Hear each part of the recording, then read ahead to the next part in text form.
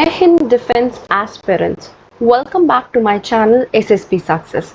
Today we are going to cover an important topic that is about freedom of speech. It's very important for your upcoming SSP, AFSP in terms of national news also, right? So let's get started with our topic. देखो context से शुरू करते हैं. Context क्या है? आपने देखा होगा एक से 1.5 महीने पहले यूट्यूबर रणवीर अलिवादिया के द्वारा एक पूछा गया क्वेश्चन देश की सबसे बड़ी कंट्रोवर्सी बन गया. इस एक क्वेश्चन पर महाराष्ट्र से लेके असम तक अलग अलग जगह से मल्टीपल एफआईआर दर्ज कराई गई. सीएम ने स्टेटमेंट दी और सुप्रीम कोर्ट में प्ली फाइल तक हो गई. समय राणा के जो सारे एपिसोड्स थे इंडिया गॉट लेटेंट शो के यूट्यूब से हटा दिए गए और हंगामा जो मचा वो अलग से. इस तरीके का जो बिहेवियर देखा गया, इनफैक्ट जो एडिटर है उसको भी बहुत गंदी तरह ट्रीट किया गया. और इसके बाद खुलेआम डेथ थ्रेट आए जिसमें समय एंड रणवीर अलावादिया को, और 14 फेब को पुलिस रणवीर के घर पर पहुंची थी. और वहां तक ये भी सुनने को मिला कि वहां पे उनके घर पे लॉक लगा हुआ था और उनका फ़ोन भी स्विच ऑफ था. और उन्होंने एक पोस्ट में कहा कि मैं और मेरी टीम अथॉरिटीज़ जो है वो टीम अथॉरिटीज़ के साथ कोऑपरेट कर रहे हैं और मैं ड्यू प्रोसेस को फॉलो अप कर रहा हूँ. सो ये जो पूरी सिचुएशन मैंने आपको बताई है, इससे क्वेश्चन ये उठता है कि क्या ऐसा रिएक्शन इस चीज़ के लिए जस्टिफाइड है. पहले मैं ये जो चीज़ें या फिर जो भी मेरा ओपिनियन है वो हम इस टॉपिक फ्रीडम ऑफ स्पीच के साथ रिलेट करने वाले. सबसे पहली चीज़, क्या ऐसे जोक्स या सोसाइटी या फिर मतलब जैसे हमने बहुत चीज़ें सुनी कि जोक ही तो है, that was just for the fun. देखो ये जो vulgar jokes, movies, web series, ये सब अफेक्ट करती है बच्चों के माइंडसेट पे. इस चीज़ को हम डिनाई नहीं कर सकते, राइट. सो कहीं ना कहीं जब ये वेब सीरीज और ये आप देखते हो खुलेआम गालियाँ स्पेसिफिकली 18 ईयर्स से जो नीचे के बच्चे हैं उनके माइंडसेट को इम्पैक्ट करते हैं. One way and other way it is impacting our society. उसके अलावा पर ये पहली बार नहीं था कि शोज पे आपके जो लाफ्टर चैलेंजेस है उन पे ऐसे जोक्स का इस्तेमाल किया जा रहा है. It is a very common thing, but इस चीज़ को इतना ज़्यादा बड़ा मुद्दा बना दिया गया. गवर्नमेंट को अगर कोई चीज़ कंट्रोल करनी है तो वो बेस से कंट्रोल करो और वो सब चीज़ों के साथ लागू होनी चाहिए. ऐसे किसी एक शो के तरफ इतना ज़्यादा कहीं ना कहीं मतलब एंगर दिखाना, और ऐसे स्टेटमेंट्स पहले भी इस्तेमाल किए गए हैं.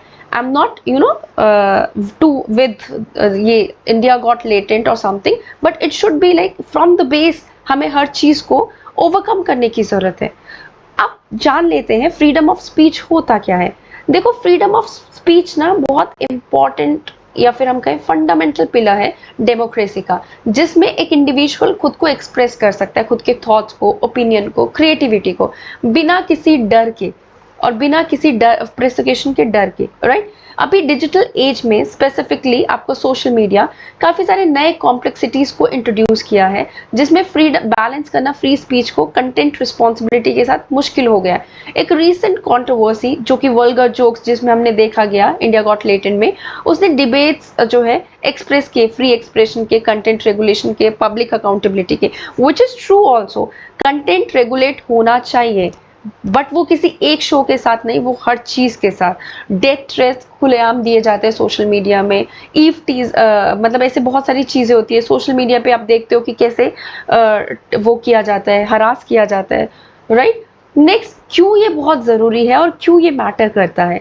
देखिए freedom of expression versus content regulation को हम सबसे पहले कवर करेंगे. अगर हमें फ्री स्पीच के लिए क्या है, फ्री स्पीच क्रिएटिविटी एनकरेज करेगा, डिफरेंट पर्सपेक्टिव देखने को मिलेंगे, ओपन माइंडेड सोसाइटी होगी. लेकिन उसके साथ साथ रेगुलेशन की भी ज़रूरत है, राइट. हमें डेमोक्रेसी को इतना स्ट्रेंथन करने की ज़रूरत है कि लोग अपने सिटीजन जो अपने ओपिनियंस रख पाए बिना डरे, और जर्नलिस्ट, एक्टिविस्ट और कॉमन इंडिविजुअल भी जो है उनको भी ना दबाया जाए, राइट. कई बार क्या होता है, आपने देखा है एक्टिविस्ट और जर्नलिस्ट किसी पॉलिटिशियन के खिलाफ कुछ बोलता है, उनको मार दिया जाता है. क्या ये जस्टिफाइड है? उसके बाद एसेंशियल है आर्टिस्टिक एक्सप्रेशन के लिए, लिटरेचर के लिए, कॉमेडी के लिए, जो कि एक चैलेंज भी है सोसाइटल नॉर्म्स के लिए, राइट. बट हमें एक बैलेंस या फिर हमें एक रेगुलेशन लाने की जरूरत है. देखो मिस इन्फॉर्मेशन को प्रिवेंट करना चाहिए जिससे पब्लिक और मास हिस्टेरिया कॉज हो, हमें मार्शलाइज्ड और वल्नरेबल ग्रुप्स को प्रोटेक्ट करने की जरूरत है from offensive and discriminatory content, हमें हेट स्पीच को इंश्योर करने की जरूरत है, साइबर बुलिंग से बचने की जरूरत है, बचाने की जरूरत है, और ऐसे इंसिडेंट्स जिसकी वजह से वॉयलेंस हो वो टॉलरेट नहीं करने चाहिए। देखो, एथिकल एंड मोरल स्टैंडर्ड्स को सोसाइटी में मेंटेन करने की जरूरत है, वैसे कंटेंट जो कि करप्ट करेंगे यंग ऑडियंस को। एंड ये एग्जाम्पल है इंडिया गॉट लेटेंट, वो is one of the show, because young individuals corrupt जरूर हो रहे थे उससे। क्या बैलेंस, कैसे लाएंगे हम बैलेंस? देखो, एक्सेसिव सेंसरशिप जो है वो क्रिएटिविटी और इनोवेशन को स्टिफल कर देती है।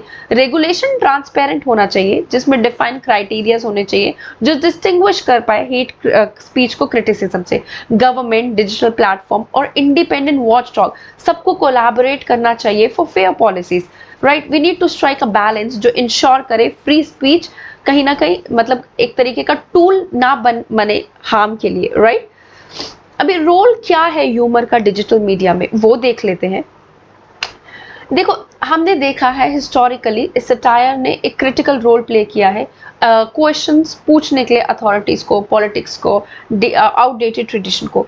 कॉमेडी क्या करती है, एक मीडियम सर्व करती है जिसमें हम सीरियस इश्यूज को एड्रेस कर लेते हैं कहीं ना कहीं इन एन एंगेजिंग और नॉन थ्रेटनिंग मैनर के थ्रू, राइट? बट कई बार ये जो थॉट प्रोवोकिंग ह्यूमर है उसकी वजह से इग्नाइट हो जाती है मीनिंगफुल डिस्कशन और सोशल चेंज लाने की बातचीत की जाती है। Stand up comedians, content creators, script writers वो ह्यूमर यूज करते हैं प्रेजुडिस और स्टीरियोटाइप को चैलेंज करने के लिए, right? So that they can ask joking way में क्वेश्चंस। अभी इररिस्पॉन्सिबल ह्यूमर्स के अगेंस्ट बात कर लेते हैं। कुछ जोक्स एथिकल बाउंड्रीज को क्रॉस करते हैं, सेक्सिज्म को रेनफोर्स करते हैं, रेसिज्म को, कास्टिज्म को और हार्मफुल स्टीरियोटाइप को। वल्गैरिटी, ऑफेंसिव ह्यूमर वो सर्टेन सेक्शन ऑफ सोसाइटी को एलिनिएट कर देता है, जिसकी वजह से आउटरीच आता है, कॉन्फ्लिक्ट आता है। देखो, बहुत डिफरेंस है ह्यूमर जो थॉट को प्रोवोक करे, ह्यूमन जो डिग्रेड करे और ह्यूमिलिएट करे। पब्लिक फिगर्स और क्रिएटर्स वो अवेयर है कि उनके इम्पैक्ट से, मतलब उनको अवेयर कराने की जरूरत है कि उनके इम्पैक्ट से, वर्ड्स और जोक्स से सोसाइटी पे क्या इम्पैक्ट पड़ेगा, राइट? सोल्यूशन क्या है? देखो, एथिकल ह्यूमर को एनकरेज करना चाहिए जो एंटरटेन करे बिना कम्युनिटी को डीमीन किए। सेल्फ रेगुलेशन एक एंटरटेनमेंट इंडस्ट्री के अंदर बहुत जरूरी है, बिकॉज वो ऑफेंसिव कंटेंट को मिटिगेट करेगा। कंस्ट्रक्टिव क्रिटिसिज्म को रिप्लेस मतलब करना चाहिए हमें कहीं मीनिंगफुल, मतलब जो देखो कंस्ट्रक्टिव क्रिटिसाइज जो किया जाता है उसको रिप्लेस किया जाना चाहिए कैंसल कल्चर से ज्यादा क्रिएटर्स जो है सीखेंगे और इम्प्रूव करेंगे। डिजिटल प्लेटफॉर्म्स पे क्या होता है, एक रोबोस्ट मैकेनिज्म लाने की जरूरत है जो फिल्टर करे हेट ड्रिवन ह्यूमर और प्रमोट करे जेन्युइन सटायर को, राइट? अभी देखो क्या इम्पैक्ट पड़ता है पब्लिक आउटरीच पे ऑन क्रिएटिव फ्रीडम। नेगेटिव जो कंसेंशस देखने को मिलते हैं, कैंसल कल्चर के वजह से अननेसेसरी सेल्फ सेंसरशिप नहीं हो पाएगी, क्रिएटिव माइंड्स को रिस्ट्रिक्शन नहीं मिलेगी, राइट?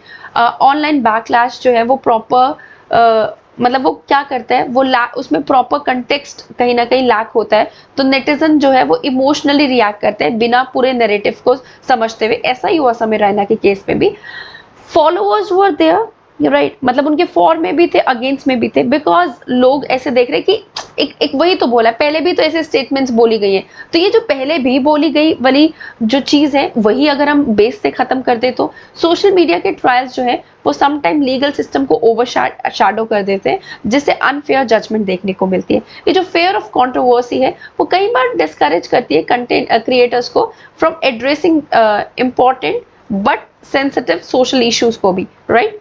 पॉजिटिव आउटकम्स क्या देखने को मिलेंगे? देखो, पब्लिक स्क्रूटनी भी बहुत इंपॉर्टेंट है, इसकी वजह से क्रिएटर्स जो है वो अकाउंटेबल रहेंगे for their contents and statements, right? And इससे क्या होगा, मोर माइंडफुल और एथिकल कंटेंट क्रिएशन देखने को मिलेगी। अवेयरनेस आएगी अबाउट हार्मफुल स्टेरियोटाइप और ऑफेंसिव मटेरियल्स जो मीडिया और एनवायरनमेंट में देखने को मिलता है। ये इंश्योर करेगा कि जो हार्मफुल नैरेटिव्स हैं वो नॉर्मलाइज ना हो under the guys of entertainment, right?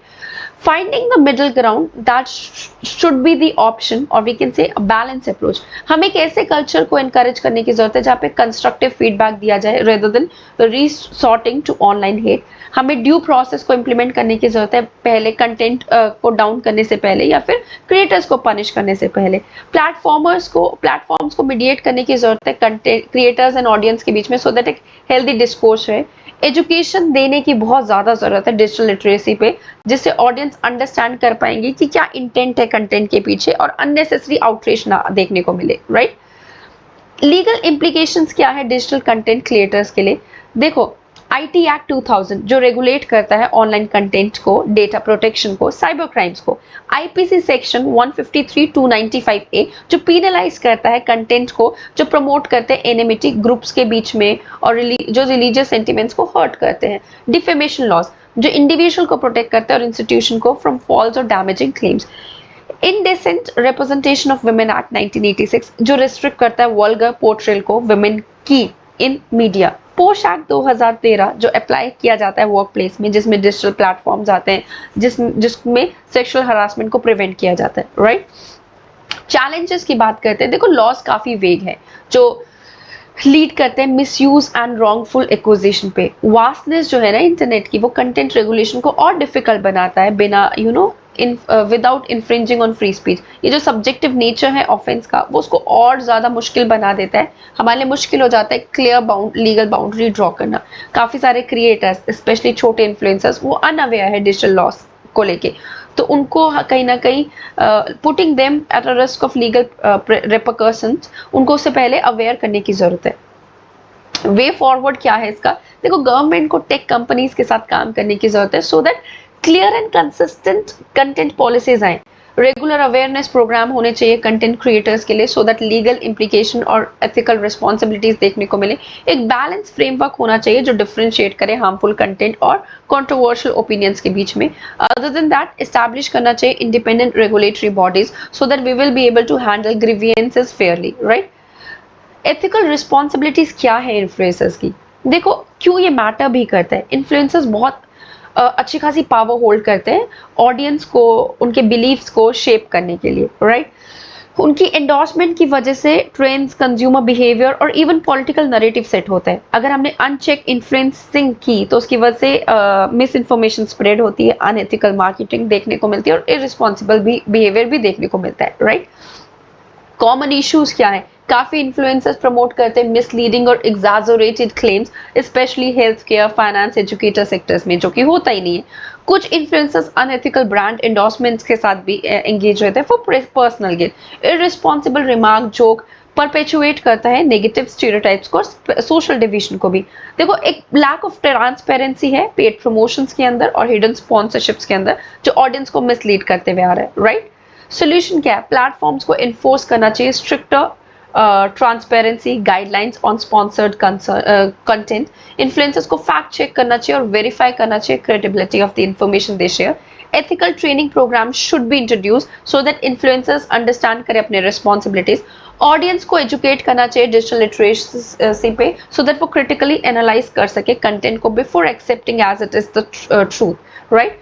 Conclusion, देखो, किसी कंटेंट को बैन करना कोई सोल्यूशन नहीं है, उसके जगह सोशल मीडिया को एक पावरफुल टूल की तरह देखा जाना चाहिए for democracy and expression, and उसको रिस्पॉन्सिबल तरीके से यूज भी किया जाना चाहिए। फाइल फ्री स्पीच बहुत जरूरी है, लेकिन वो हेट स्पीच को जस्टिफाई नहीं कर सकती, मिस इन्फॉर्मेशन को जस्टिफाई नहीं कर सकती, साइबर हार्म को भी नहीं। इंडिया को एक बैलेंस स्ट्राइक करने की जरूरत है, अकाउंटेबिलिटी को इंश्योर करने के लिए और डेमोक्रेटिक राइट्स को प्रोटेक्ट करने के लिए, फोस्टर करने के लिए एथिकल और इंक्लूसिव डिजिटल डिस्कोर्स भी। ये जो अल्टीमेट गोल है that is to create a digital ecosystem जिसमें डाइवर्स पर्सपेक्टिव हो और हम अपहोल्ड भी करें ethical and moral standards, right. So guys, that was all. I hope you liked the video. If you like it, do like it, share it and subscribe our YouTube channel SSP Success. Your likes and comments motivate us to make more and more videos on time. Thank you everyone.